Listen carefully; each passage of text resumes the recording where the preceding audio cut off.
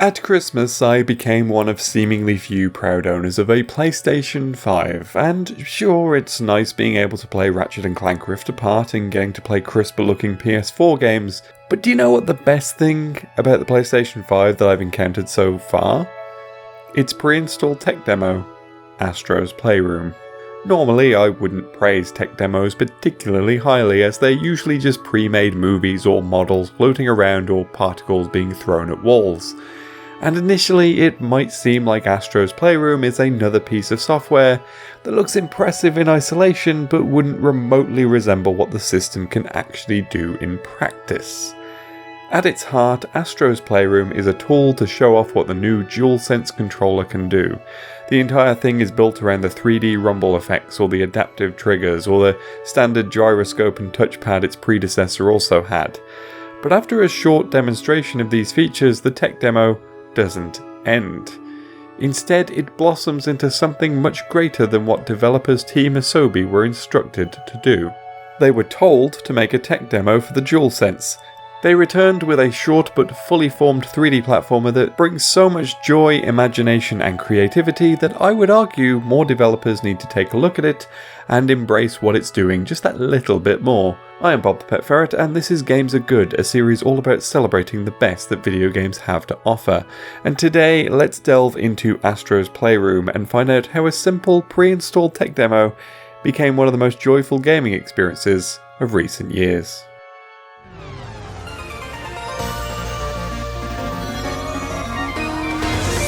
It should be noted that the game's tech demo motive is ever present. The controller constantly vibrates in a range of new and exciting ways, and levels frequently delve into minigames that exist purely to show off the touchpad and gyroscope and adaptive triggers. And it's not easy to show it through footage, but every aspect of this feels exciting and new. Yes, this is the point. But all of this did much more for me than endless soundbites about native 4K resolution and Digital Foundry videos showing me the fractional visual improvements from its predecessor. I don't care about all that, but goddamn do I care when it feels like my controller is full of tiny robots. As I walk little Astro around the place, the handles of the controller vibrate independently and with just enough force to feel like I can feel every step he's making. And the vibration changes subtly when I switch between grass or metal or wood. Keep your VR headset and your HDR visuals. My hands can feel what the little robot's feet are feeling. This is truly the future. And then there are the triggers. The first time that I felt the triggers physically resist my push, it changed everything. Sure, I've pretty quickly sussed out that it's 2 levels of push and sometimes the second level just gets locked a little bit. But that's still kinda cool. Climbing around as a monkey is immense fun when every grip truly feels like you're making that same grip in real life, and there's a real tension when you have to hold it lightly to climb on crumbling sections. It's all so simple too. Each of the controller's features is just casually tossed in as if it was the most natural thing in the world. The game never labours any point, just shows a little demo video when it thinks you're not sure what you need to do, and then just lets you play with the feature. And because it all exists to show off the tech, it sits back and lets you try it out. Sure, you can die when you hit obstacles, but the game is generous with checkpoints and there are no lives to speak of. There are no time limits. There are no massive stressful challenges. Just a playground for your new console. I honestly haven't been this in awe with a new machine since, well,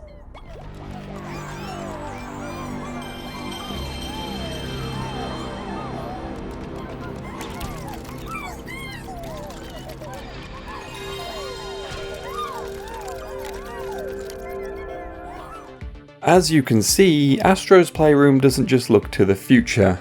It also takes the opportunity of a new console launch to look back over the previous systems that Sony have released. There are 4 main levels branching off the main hub, and each of these represents a piece of the PS5's internal hardware. The RAM, the solid-state drive, the cooling fans and the GPU. But there's a secondary theme to these levels too, and it's not much of a coincidence that the number of levels is equal to the number of previous PlayStations, because yes, that is the secondary theme. Each level represents a specific era of PlayStation, with each exit room themed around the startup screen of that system. Memory Meadow ends with a bank of CRT TVs that blast out the bassy Sony logo of the PS1. SSD Speedway ends with a space scene that the PS2 towers grow out of, while its config menu clock floats around nearby. Cooling Springs ends with the PS3's XMB floating around in the background, introduced with an orchestra tuning noise that should be familiar to anyone who owned that system. And of course, GPU Jungle ends with a calming blue environment with the soft tones of the PS4 menu playing in the background. But it doesn't end there, as each of these levels is littered with artifacts, all of which delve into the history of each system. And they really do some delving. Practically everything ever released for a PlayStation at some point is here, no matter how bizarre or obscure. For the PS1, you'll naturally find both versions of the controller, with the original digital version, and later the DualShock that would become Sony standard, along with the memory cards that were essential for all of those JRPGs that came out at the time. But then there's a reminder that 4-player games required you to plug in a weird boomerang, and there was that mouse, specifically to play lazily ported PC games. And remember when they released a smaller version which they tried to make portable by allowing you to plug in a screen at the back? Astro's Playroom remembers. SSD Speedway brings the PS2 controller and the memory card, of course, but then it also reminds us of how popular that system was with the casual market, with the presence of the bizarre iToy camera and the entirely single-use Buzz controllers and SingStar microphone. Cooling Springs shows more of this on the PS3 with a ton of PlayStation Move peripherals that I honestly didn't even know existed. The PSP also gets a nod here too, along with its weird UMD disc. And GPU Jungle shows us how much VR stuff got thrown at the PS4 and reminds us that the Vita did in fact exist. See, there it is. All of this is a serious love letter to the systems that came before. The startup screen endings trigger a vast amount of nostalgia for older players, while the artifacts remind us of a side of PlayStation that some might have forgotten existed. It's almost like the PS5 is saying thank you to all its predecessors as it takes over the mantle, which is kinda sweet, but it doesn't stop there. It's one thing to celebrate the hardware that came before, but let's be honest, folks aren't getting nostalgia over the 6-axis controller or the Pocket Station, especially if you're not Japanese and never saw a Pocket Station in the wild to begin with. No, what we get nostalgic over are the games that came on these systems. I mean, my PlayStation memories start with Tomb Raider and Crash Bandicoot, and oh, that sure is a robot wearing a Crash Bandicoot head surrounded by Wumpa crates and an Aku Aku mask. And that robot up there sure seems to be wearing some familiar shorts and a braid while it jumps around the rocks. Yeah, that's something else that Astro's Playroom does to celebrate the systems that came before. As you move through the levels, you'll find robots with cameras filming other robots reenacting other PlayStation games. Pretty much every first-party franchise gets a nod somewhere, from the beloved, oh hey Kratos and boy, to the I'm gonna have to look this one up. Oh, it's PS4 launch title Resogun, apparently. These robots hiding from a robot with mushrooms on its head? The Last of Us. This bot sitting on a globe? Little Big Planet. This bot with familiar ears hoarding a bunch of bolts with a smaller robot on his back? It's obviously Ratchet and Clank. This bot with a skeletal face surrounded by memory card gravestones? That'd be Medieval. And this catapult? It's everyone's favourite, Pain. Remember Pain?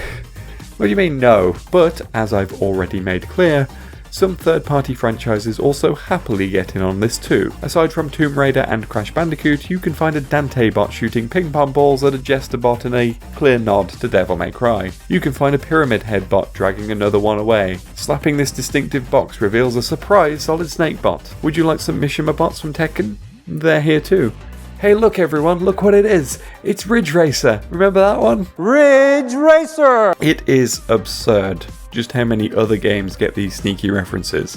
Uncharted, Death Stranding, Resident Evil, Final Fantasy VII, Ghost of Tsushima, Gravity Rush, the list goes on. It even extends to the trophies, almost all of which are references to PlayStation games. Cool Borders, Twisted Metal, Omega Boost, Helldivers, Wild Arms, and of course, Gran Turismo all get nods in the trophies, as do some marketing slogans. I was especially surprised to see Conquered Worlds. There's just so much nerdy joy here. Sony has a wonky history of celebrating its own successes, which is odd because all 4 of their home systems are in the top 10 best-selling consoles of all time, with one of them, the PS2, being at the very top, unless the Switch has suddenly overtaken it by now. They are the home for many beloved franchises, and there's a lot of nostalgia for much of what they've done over the years. But there's a weird corporatism to their celebrations when they do them. A lot of these celebrations are relegated to ads, and their wobbly commitment to backwards compatibility is endlessly frustrating, especially when current CEO Jim Ryan has openly asked why anyone would want to play PS1 era games today. Because they're fun, Jim. Come on now. But outside of that, one thought kept crossing my mind while playing this. Man, why couldn't PlayStation All-Stars have been on this level? Long-term viewers will know my history with this game, but even though I have that history and there is a genuine fondness for the game's existence, it comes with a persistent feeling of how it could have been so much more. Astro's Playroom showed what more could have looked like. It's pure joy throughout, and a game designed to welcome in a new generation of PlayStation by celebrating all that came before it. Every single game that's gotten a cameo or reference feels like it was added out of love. You may not remember Jumping Flash. Hell, I only vaguely know it existed, but there's that giant robot in Astro's Playroom all the same. Meanwhile, PlayStation All-Stars characters often felt added after an executive did a cost-benefit analysis, and that same sense of celebration is absent. Obviously, these are different genres and representing these franchises in different ways, but there's a shared goal between the two, to be a celebration of other games. And one of these does a more phenomenal job than the other, and it does this while simply designed to be an extended tech demo for showing off some fancy controller functions. But my feelings towards Astro go beyond mourning just what PlayStation All-Stars could have been. There's a level of joy and playfulness in Astro's Playroom, a tech demo, that I feel is often sorely absent from so much of the games industry today. In the pursuit of hard cash through microtransactions and endless Disney licenses, there's often less room for playfulness to the point where Nintendo almost entirely has a monopoly on it. I'm not saying every game needs to contain a million references to every other game in existence, but finding these cameos gives exploration a fun little reward when you stumble on a character making Bloodborne the cutest it'll ever be, or when you get a trophy called Jason when you walk through Heavy Rain. There's a feeling that every single person who worked on this game was having a blast, and I want to feel that with more games. Astro's Playroom was designed to be a tech demo for a new generation of console, and ended up being a game so good and pure that it could serve as a lesson in expressing joy through game design. Something I would like to see more developers study and gain insights from. It may be a tech demo, it may be short, but every part of it left me with a huge smile on my face. And isn't that what we all want from our games? I've been Bob the Pet Ferret, and this has been a video all about Astro's Playroom, and I hope you've enjoyed it. If you have, leave a like, maybe leave a comment, just expressing some of your thoughts. And if you want to see more of this sort of stuff, make sure you're subscribed for future videos like this. You can also donate to me over on Patreon so that you can support the channel and make even more of this stuff happen. That's all for this video though. Thank you for watching, and I'll see you again very soon.